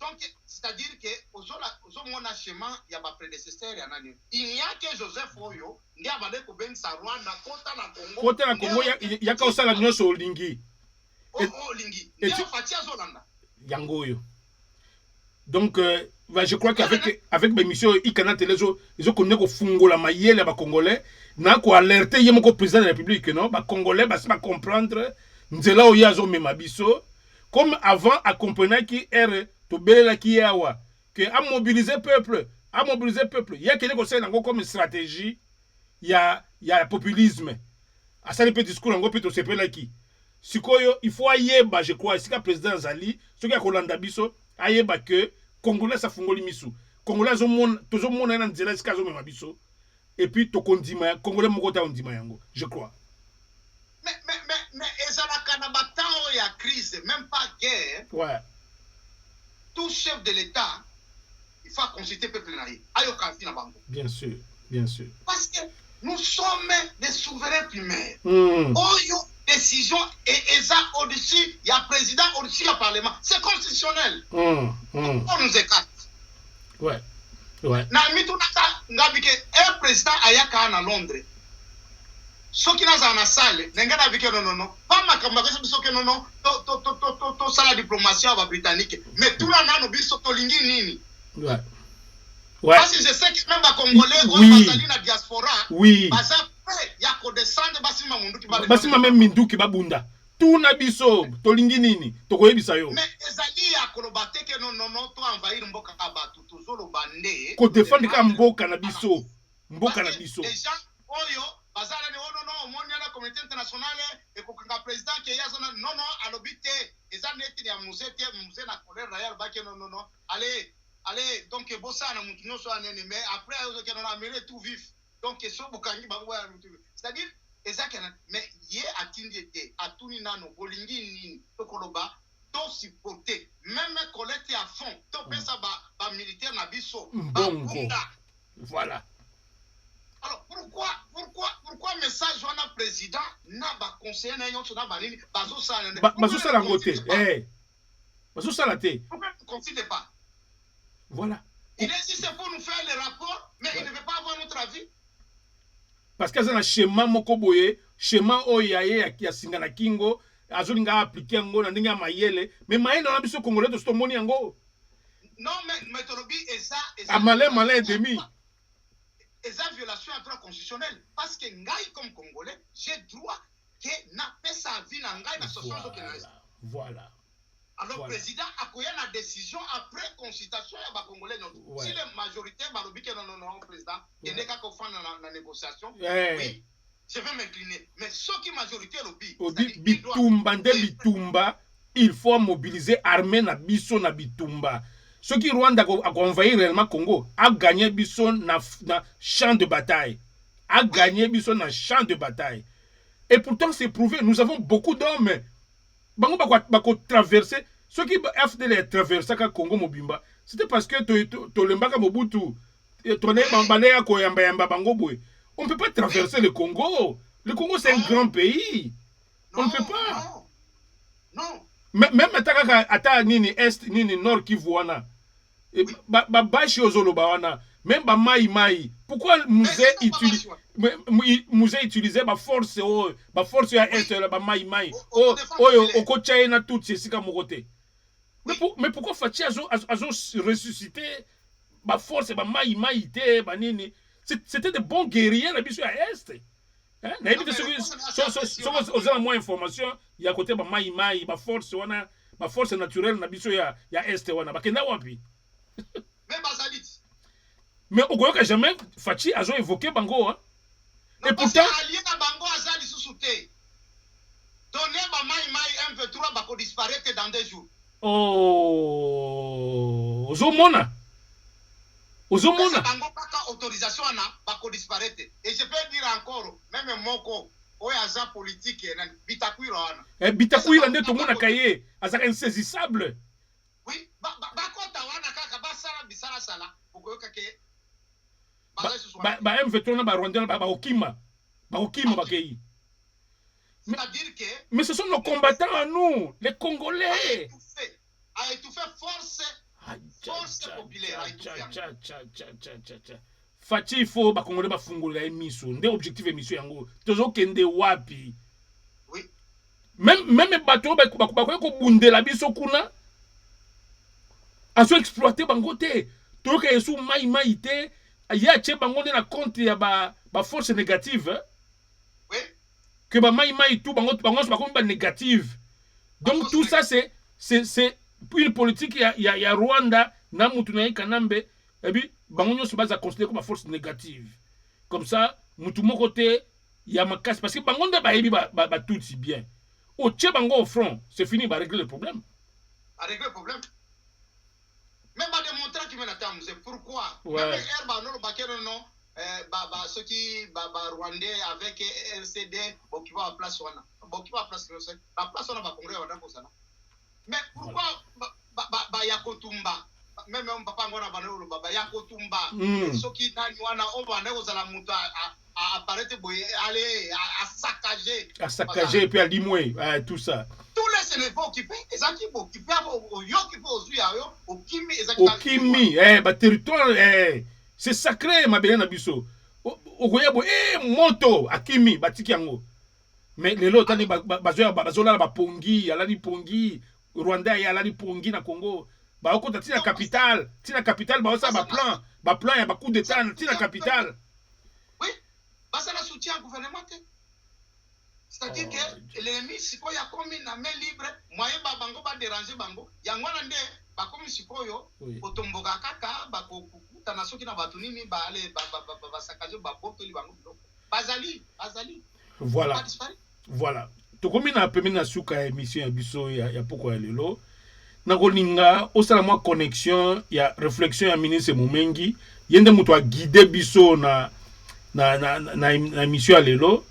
Et puis ozwa constat o to komi nango ya suka oyo constat ya main liée ya président Tshisekedi que c'est comme si azom mabiso tout droit na nzela ya ba négociation que makambo d'ici là ekosuki na biso na négociation pour tozo sur ba force rwandaise ba ya ba côté sur na institution pour to benga le sutolo beso te pays na biso eza truffé na ba traître tout ça ka cercle vicieux nena lingi pour to sur cette mission oyo ministre Mumengi alobaki que faut koyeba histoire na yo ko côté yango na muzindo soko yebi yango nde ko permettre yo par exemple surtout yeba histoire oyo ya biso yango na Rwanda donc to lobaki non net ba koti bwe ba ye ko respecter principe na bango ya ba envahisseur solution za moko ko bengana et cause ami balete que to ngaki to bengana bango mais baza ba ndeko na biso ya Afrique to tika bango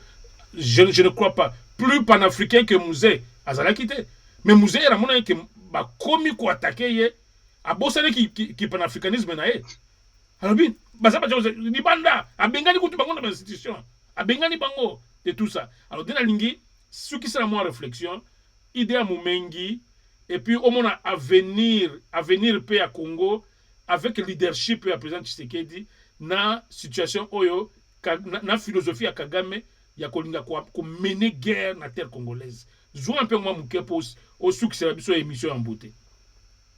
Oui, merci beaucoup. Va verrons pour l'opportunité encore une fois de plus pour la ministre Mumengi. Je voulais quand même profiter de s'adresser à la ministre Mumengi, à qui je salue, pas seulement comme intellectuel, mais je me dis et azali moko ya ba congolais oyo na temps oyo même ceux qui a cause la na ba génération ya moi ebele ya ba congolais mais je crois que azali na moi expérience na ba moi information ebele oyo pour bénéficier biso et je lui adresse ce message pour akoloba que même ceux qui azana ba idée ya kosala partie te konso à cause de l'école moko ya ko passer information en congolais et nous sommes ngayo nazoloba na se kachakate je suis un kabiliste oyo donc comme yé na azalaki je crois je n'ai pas eu l'occasion à cause de la première musée il pouvait m'appeler comme Abano Bengaye fils parce que c'est papa pour moi je le considère comme papa ou azaki na idée à ba congolais à notre côté. Alors nous voulons quand même y a une occasion vous appeler dans musée. Et puisque idéologie à musée on a besoin. Je sais qu'il y a comme ma mémoire naie. Pour éviter comment to quoi atteindre ce qui occasion et cause à la même batunaye ou même yemo pas tomber dans canal télé. Ayo ka message que tous en avez besoin pourquoi pas peut-être aussi comme la canal télé que akoki kosolana ba congolais au travers canal télé. Lingi. Et moi, personnellement, ce contexte, Ezali, n'a besoin. Il y a cause la ne fisque idéologie ou anazwa. Parce qu'il est, oyo a comment testament musée comme Alobaki. Je l'ai suivi dans ce cas. Ce testament là musée, n'a passé peu message pour y akoloba na réflexion yo tuna kingai. Pour y akoloba déjà que musée, même bateau Alobaki non, ba boma qui est, ba assassinat qui est, Alobaki. Très bien dans testament oyo. Ministre Mumengi abandaki kokotanga oyo a dictat qui est à quelques heures avant sa mort. Parce que ça qui déjà n'a pas une heure, ça qui le même jour comme ça Koufaki. Oyo alobike oyo ça ba congolais na lingaki Congo, na lingaki ba congolais. C'est-à-dire quoi? À se sacrifier, na ndimi na kufa. Pas que ngai na ndima n'a trahir Mboko. Voilà pourquoi il a dit ne jamais trahir. Même président Félix a répété message. Il y a pas parole. Na lingi Mboko, na linga ki ba congolais. Na ndimi na kufa. Donc idéologie à boyer, tous prêts à comporter. Tous prêts. Ce n'est pas seulement dans le cadre de se venger de tout ça, mais tous prêts à comprendre à quel niveau tu comptes.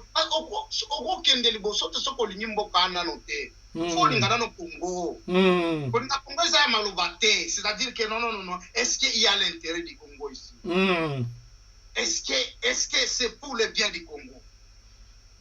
Ce n'est pas seulement pour le Rwanda, comme ministre Mumengi Alobaki. Ce n'est pas seulement, mais total, eloko ni les a derrière le Rwanda. C'est-à-dire, eloko ya kolobaki non, il cherchera toujours à envahir. Et puis il y a Moni que Congo les a pété. Parce que Asia Ameka qui même en Tanzanie, bien que politicien a kufa kaka brusquement boye parce que attaque qui a et loko yazo sala na Congo a komeka ngo na Tanzanie. Donc vous comprenez déjà hégémonie ya banvaisser wana ezo sukate ezo linga et contrôler. Voilà pourquoi nous a dit que non ezali donc projet a imatusi oyo ezali à contrôler Afrique centrale non. Mais on doit comprendre directement arbre wana ndege za kolinga ko setante. Pas seulement les grands Congo, mais Afrique centrale, un petit pays à contrôler biso. Moi, je crois et comme temps la réflexion à Oyo, et en tout cas Rwanda, Fanda na place aux alliés, ou dans le cas contraire, on l'annexe parce que Zaki parti à Congo, on l'annexe. Tu annexes Rwanda, alors tu tiens encore province à Congo, il faut le faire. Parce que ton corps continue à battu Oyo qui ont besoin il y a protection à Batou, on est basé à déstabilisateur. Inconcevable. La réflexion, moi je crois que le président Fati, ce qui est à l'objet non, mes frères, Ozana Makanisi, Yamabe Ponangai, Nazali, Nasingara Kingote, Naza libre. Alors qu'il ne prouve pour dire que non, approuvé la Congolais. Les sols congolais. Alors, la négociation. Donc, Oyo Pe Azosenga pour qu'à négocier, comme on le baki, même les jugements se laissent et qu'on le sait que non, au trahissa qui bande konayo. Voilà. Parce que au tiki bango na boumbu susu. Nde Oyo Muse na se rappela alela na za Lubumbashi. Alobi. Mais ko fa lelo na lobi ezandenge moko. Ezakandenge moko. Botika tusi aya ko dominer Muzali là. Alela alobi que non mais c'est pas bino ba mete bo kimi bo boyoki ke. Envahisseur na ezo kota. Attention kaye ko bomalelo. Vous comprenez à quel degré mon tourne ça? Avant de dire que même ceux qui vont vomir ngai mais c'est toi na kufa neti très vraiment.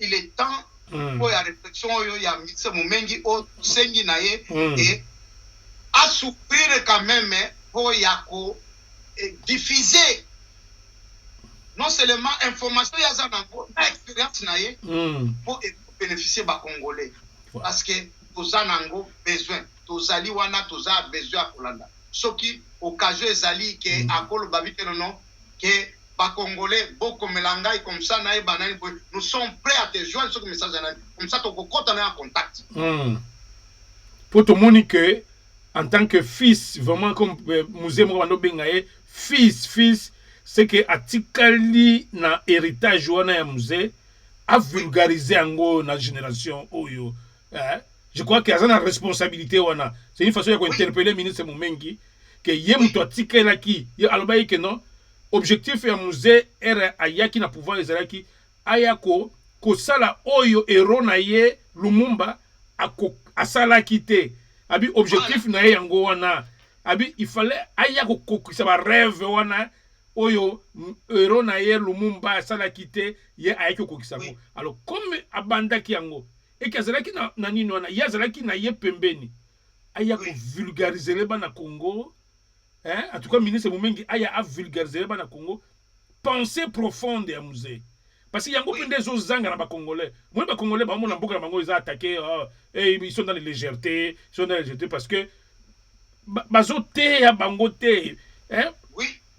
Au contraire, on les met plus dans la distraction. Alors que, appelle au Sengiwana que non, moi, il y a mobilisation, il y a côté, il y a. Par rapport à l'idéologie, pesa qui est, pesa. Moi, je crois que c'est cela, pour finir. Absolument. Voilà. Pour ça que le ministre Menge a comprendre, je sais qu'il sait que Batubele Baranda qui est, pas seulement Barandaye, c'est-à-dire que to joie qui est en gros vraiment en akati, mais ça joie n'est pas qui sont, mais on a besoin un peu et à s'étendre encore, pour comprendre les mines, parce que le cause en a besoin même à tout n'a pas mis tout n'a.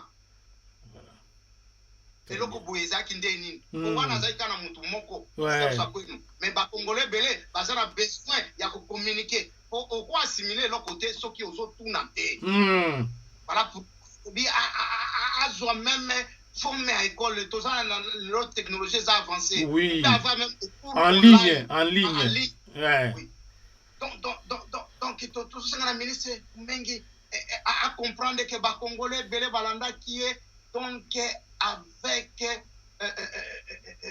comment je veux dire avec beaucoup d'intérêt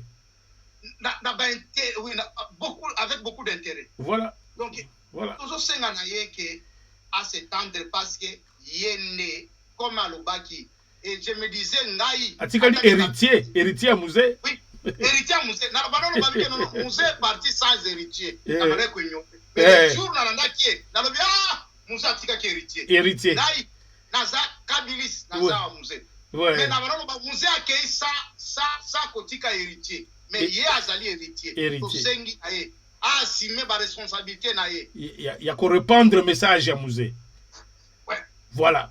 En tout cas, merci beaucoup. C'est bien dit.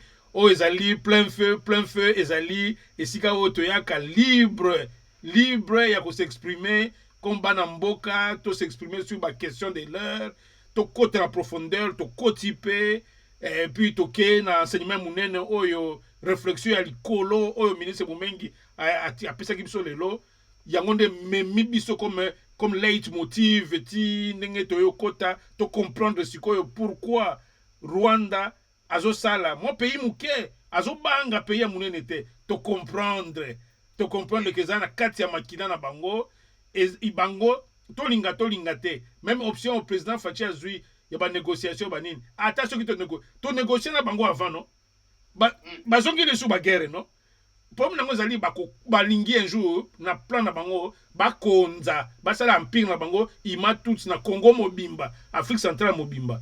Alors, si tu as un leader faible, ou tu as un Fachi azomema biso, et kokokate. Alors, on a toute responsabilité dans le Congo.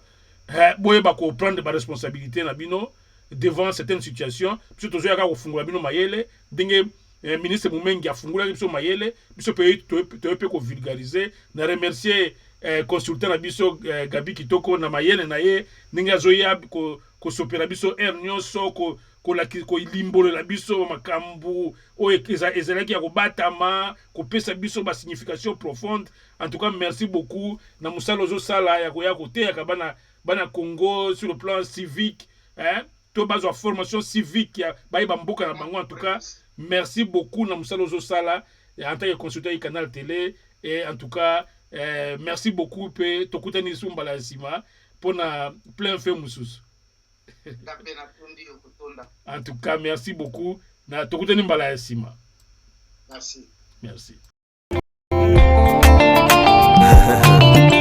Oza d'Ivoire, Afromba, Taiga Beach, Yoka.